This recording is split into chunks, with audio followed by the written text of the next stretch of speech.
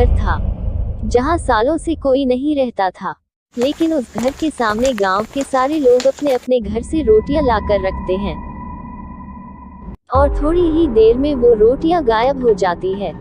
सबको ही पता होता है कि उस घर में जो चुड़ैल है वो रोटियां खाती है, क्योंकि जिस दिन भी उस घर में किसी घर से रोटी नहीं जाती, उस घर में अगले दिन से खाना नहीं बन पाता और अजीब अजीब सी आवाजें आती हैं। एक दिन एक परिवार गांव में नया आता है। परिवार में एक अम्मा और उनका बेटा मोहन रहता है। मोहन बाजार से जाकर खाना बनाने का सामान लेकर आ जा। ठीक है माँ, जाता हूँ। और मोहन सामान लेकर आता है और माँ खाना बनाने में जुट जाती है। वो लोग गांव में नए रहते हैं और उन्हें कोई बताता भी नहीं है कि उनको उस घर के सामने रोज रोटी रखना है। खाना बना देती है और मोहन और अम्मा खाना खाकर सो जाते हैं। दिन सुबह जब अम्मा खाना बनाने जाती है तो जैसे ही रोटी बनती है, गायब हो जाती है और अजीब सी आवाजें आती हैं। मोहन, हाँ अम्मा, क्या हुआ? मैं रोटी बना रही हूँ और रोटियां गायब हो रही हैं और अजीब सी आवाजें आ रही हैं, जैसे कोई हंस रहा हो। ऐसा कैसे हो सकता है अम्मा? आप न मेरे सामने रोटी बनाओ, देखते हैं। जैसे ही अम्मा रोटी बनाती है, रोटी गायब हो जाती है और हंसने की आवाज आती है। मोहन भी चौंक जाता है। दोनों घबरा जाते हैं और गांव के मंदिर में जाते हैं और पंडित से पूछते हैं कि उनके साथ ऐसा हो रहा है। बेटा, गांव के बीचों बीच एक घर बना है। रोज उस घर के सामने 2-4 रोटी सुबह शाम रख दिया करो, तुम्हारी परेशानी दूर हो जाएगी। और उस घर के सामने जाकर कहना कि खाना बनते ही रोटी सबसे पहले इस घर के सामने रख कर जाओगे। लेकिन पंडित जी, ऐसा क्यों? मोहन के पूछने पर पंडित जी बताते हैं कि बहुत समय पहले की बात है। इस घर में एक औरत रहती थी। उसके घर में खाने के लिए कुछ नहीं था और उसके पास कोई काम भी नहीं था, तो वह लोगों के घर से रोटियां चुरा लेती थी। एक दिन उसने सरपंच के घर से रोटी चुराए और सरपंच ने उसे ऐसा करते पकड़ लिया।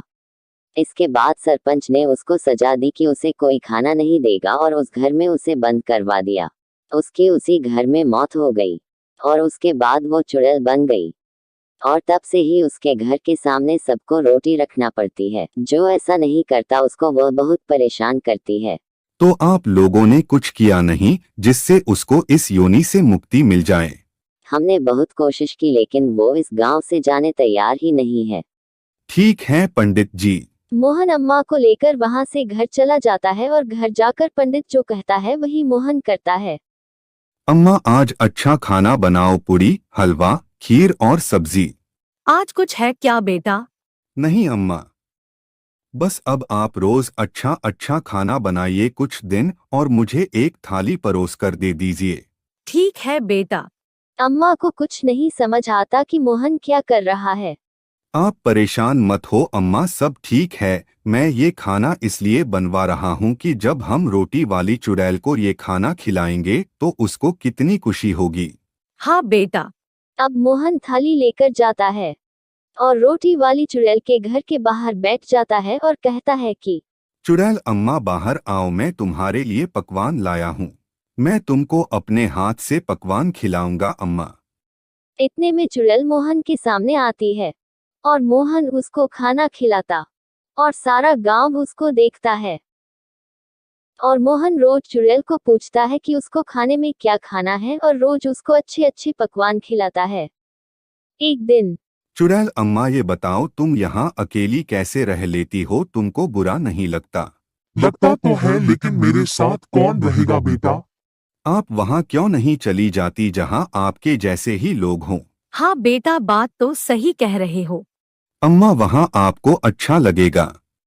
एक काम करो बेटा, वो लौटा है मेरे घर के अंदर, उसको जाकर नदी में बहा दो, मुझे मुक्ति मिल जाएगी। अब मुझे इस गांव से और गांव वालों से कोई परेशानी नहीं है। ठीक है अम्मा। और मोहन ऐसे ही करता है और पूरे गांव को रोटी वाली चुड़ैल से मुक्ति मिल जाती है।